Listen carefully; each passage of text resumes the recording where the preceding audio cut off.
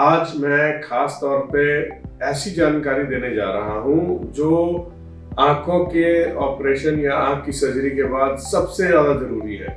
इस पर सबसे कम ध्यान दिया जाता है, लेकिन सबसे महत्वपूर्ण भाग होता है ये पोस्ट ऑप केयर, जो सर्जरी के बाद कैसे केयर करते हैं आंखों का, ये उसकी जानकारी है।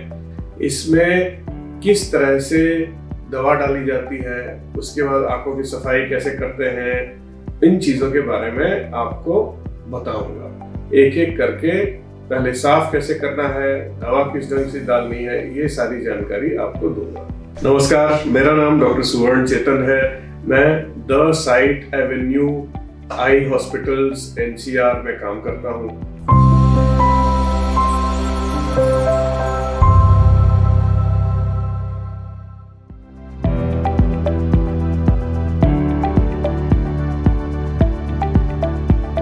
इसमें आपको खास ध्यान ये रखना है कि जो भी आप ऐसा काम करें, हाथ पहले साफ होना चाहिए। आप दवा छुएं या वाइप्स छुएं या पानी उबाल के कॉटन छुएं, उसके पहले आपका हाथ साफ होना चाहिए। ये पेशेंट खुद करे या केयर गिवर करे, जो पेशेंट की मदद कर रहे हैं या जो दवा डालने वाले हैं, ये उनके लिए विशेषता कहा जा रहा है। आपका हाथ साफ होना चाहिए। ये या तो आप जो हैंड सैनिटाइजर्स आते हैं उससे साफ कर लें, नहीं तो सबसे अच्छा है कि साबुन से हाथ धोएं और हाथों को तौलिए में न पोंछें, क्योंकि हो सकता है उस तौलिए या रुमाल में और 4 लोगों ने पोंछा हो और उनके हाथ की गंदगी उसमें हो, तो उसको पोंछना नहीं है, उसको एयर ड्राई कर ले, ऐसे ही गीले हाथों को सूख जाने दें, तब फिर आगे की कार्रवाई करें। ऑपरेशन के बाद, सर्जरी के बाद आंखों की सफाई का ध्यान रखना सबसे ज्यादा जरूरी है। उस सफाई के लिए सबसे आसान तरीका आजकल होता है, ये लिड वाइप्स आते हैं। लिड वाइप्स को आप हाथ साफ करने के बाद, इसमें भी सबसे पहले अपने हाथों को साफ करना होता है, जिसके बारे में मैंने अब जस्ट बताया आपको। हाथ साफ करने के बाद इन वाइप्स को खोलते हैं, खोल के अपनी उंगलियों के आसपास लपेट के उसके आगे क्या करते हैं वो बताऊंगा मैं आपको। उसके साथ साथ कई प्रकार की दवाएं होती हैं, उन दवाओं को खास तरीके से यूज करना होता है। आपको ध्यान ये रखना होता है कि हाथ साफ रहे आपका। आप उसको जब खोलें ढक्कन को, तो ढक्कन को उल्टा न रखें, ऐसे रखें कि वो गंदा ना हो। जो नोजल होता है उसमें गंदगी नहीं आनी चाहिए, नोजल टच नहीं होना चाहिए। अगर आपका नोजल टच हो गया है या इधर उधर कहीं किसी चीज से छू गया है, तो उस बॉटल को डिस्कार्ड कर दें, हटा दें। अच्छा ये रहेगा कि नई बॉटल खरीद के नया इस्तेमाल करें और सावधानी पूरी तरह से रखें। जो सर्जरी का पार्ट होता है वो ट्रीटमेंट का आधा ही हिस्सा होता है। सबसे ज्यादा जरूरी होता है कि सर्जरी के बाद पेशेंट का क्या ख्याल रखा गया, कैसे रखा गया, जिसमें सफाई और दवाई दोनों चीजें आती हैं। यहाँ आप अगर सामने देख पा रहे होंगे तो कुछ दवाएं रखी हुई हैं। ये हमारा लिड वाइप रखा हुआ है, और अक्सर सर्जरी के बाद पेशेंट ये चश्मा पहनना चाहता है, जो घर के अंदर न भी पहने तो चलेगा, बाहर पहनना जरूरी होता है। रात के लिए इसका सादा चश्मा भी आता है, ये काला है, एक सादा चश्मा भी आता है जो डस्ट से प्रोटेक्ट करता है।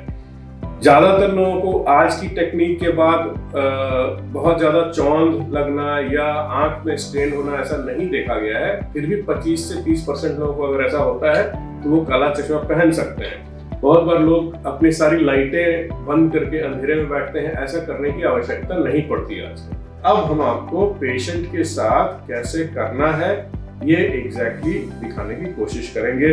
इसमें अगर आपका कोई सवाल उठता है, कोई मन में प्रश्न है, तो जो नीचे नंबर या जो कॉन्टैक्ट एड्रेस दिया गया है उस पर जरूर सवाल करें और किसी शंका दुविधा में न रहें। Do not remain in any confusion. It's better to clarify and do the right thing.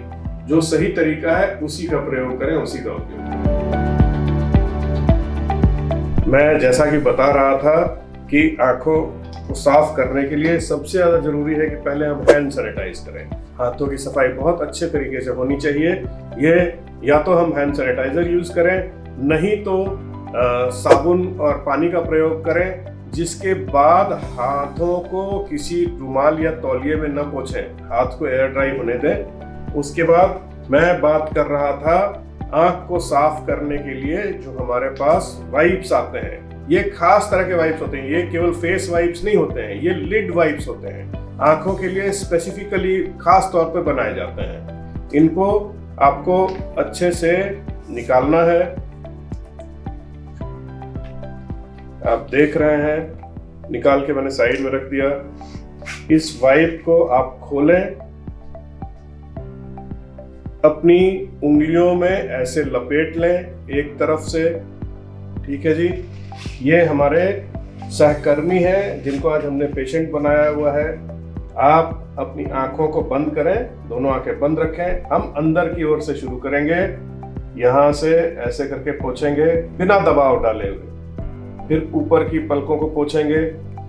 फिर जो आप देख रहे हैं यहाँ लैशेस होते हैं, इसमें ऐसे ब्रशिंग एक्शन से जो दवा जमी हुई होती है उसको साफ कर देंगे। समझ में आई बात? इसके बाद फिर बाहर का हिस्सा पोंछेंगे, आंखों के बाहर का हिस्सा। अब इसी वाइप को हम दोबारा दूसरी तरफ अंदर फोल्ड करके, जो बाहर का हिस्सा था उसको अंदर कर देंगे और जो अंदर का हिस्सा था उसको बाहर करके दोबारा इसी प्रकार दोबारा आंखों को साफ करेंगे। पहला एक्शन क्या होगा? अंदर से बाहर की ओर जाना है, पलकों के नीचे नीचे जाना है, दबाव बिल्कुल नहीं डालना। इसी प्रकार ऊपर की पलकों में ऐसे करके साफ करना है। उसके बाद ब्रशिंग एक्शन से जो पलकें हैं उसको हल्के से साफ करना है। पहले नीचे वाले को किया, फिर ऊपर वाले को किया। इसमें कई बार पेशेंट खुद भी ये चीज़ कर सकता है। एक बार उसको ये वीडियो दिखा दिया तो वो खुद भी इसको इस्तेमाल कर सकते हैं। ये दवा है जिसको आप अच्छे से हाथ साफ करने के बाद खोलेंगे, दवा को बाहर निकालेंगे। ये सावधानी रखेंगे, दवा को ढंग से हैंडल करें, उसमें बिल्कुल गंदगी न करें। इसको अच्छे से खोल लें।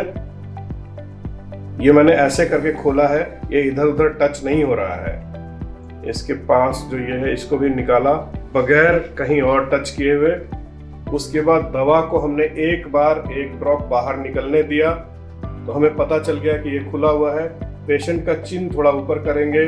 पेशेंट को हम ऊपर देखने को बोलेंगे, छत की तरफ देखना है आपको। छत की तरफ देखते रहें। हाथ साफ करने के बाद हल्के हाथ से आप देख रहे हैं कि मैंने पेशेंट को ऊपर देखने को कहा है। हल्के हाथ से नीचे की पलकों को नीचे की ओर किया है। पेशेंट ऊपर देखता रहेगा, आंख खोलने की कोशिश करेगा। ऊपर आप चिन और ऊपर कर लें, थोड़ी ऊपर कर लें और ऊपर से, आंखों के पास नहीं जाना, ऊपर से ही मैंने ये दवा डाली।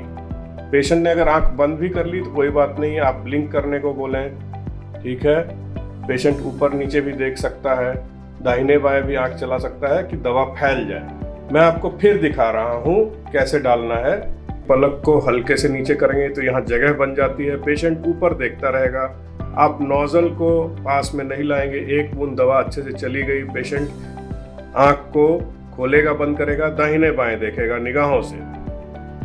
ऊपर नीचे दाहिने बाएं देखो, थोड़ा पलक चला लिया और ये हो गया। दवा के ढक्कन को बहुत सावधानी से खोलना है कि उसका इधर उधर इसके नोजल पर या इसके आसपास कहीं टच ना हो। ये गंदा हो गया तो उसकी वजह से बहुत दिक्कत आती है। इसको आपको ऐसे नहीं रखना है, ऐसे बिल्कुल नहीं रखना है। इसको ऐसे रखें या हाथ में रखें या किसी भी साफ जगह पे रखें कि ये गंदगी इस पे ना आए। उसके बाद इसको लगाने के लिए भी आपको पूरी सावधानी बरतनी है कि ऐसे ही इसी ढंग से लगाएं, ये इधर गंदा ना टच हो।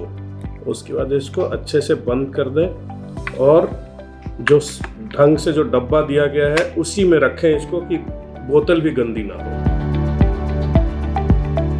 अब हम आपको दिखाने जा रहे हैं कि चश्मे का उपयोग कैसे करते हैं। चश्मा रखने का भी एक खास तरीका होता है। इसको ऐसे नहीं रखा है या ऐसे भी नहीं रखा है कि ये गिर सके। इसको ऐसे रखना चाहिए कि ये जो सरफेस है ये आपका टच ना हो, इधर उधर साफ रहे, वैसे ही अंदर का एरिया भी साफ रहे। इसको अब हम खास तरीके से आसानी से ऐसे खोल देंगे और फिर पेशेंट को सावधानी से लगाएंगे। ये पेशेंट खुद भी कर सकते हैं। चश्मे को बहुत खास तरीके से लगाएंगे। लगाते वक्त ये ध्यान देना है कि ये शार्प जो एजेस हैं ये आंखों की तरफ ना जाएं, थोड़ा ऊपर से जाके कान के ऊपर अच्छे से लगा दें सावधानी से और क्लोजली पहना दें और अच्छे से इसको कवर कर लेंगे। आपने देखा कि बहुत अच्छी तरीके से कवर हो गया। ये सामने तो हुआ ही हुआ, साइड में भी इसका अच्छा कवरेज हो जाता है। आंख में धूल जाने की संभावना कम हो जाती है। आपको चश्मा पहनते वक्त कोई तकलीफ तो नहीं आई? नहीं आई, ठीक है। उतारने में भी यही सावधानी रखनी है कि इसको अलग करके ऊपर ले जाएंगे, आंखों के सामने नहीं लाएंगे, ऐसे करके निकालेंगे। आंख से दूर करने के बाद फोल्ड करेंगे और वापस कैसे रखना है वो मैंने इसके पहले के वीडियो में आपको दिखा दिया था। आप अपनी आंखों की सफाई का, दवाई का ख्याल रखें और जितने परहेज बताए गए हैं उसको अच्छी तरीके से उसका पालन करें कि जो सर्जरी आपकी बहुत अच्छी हुई है वो आगे आपको लंबे समय तक काम आती रहे।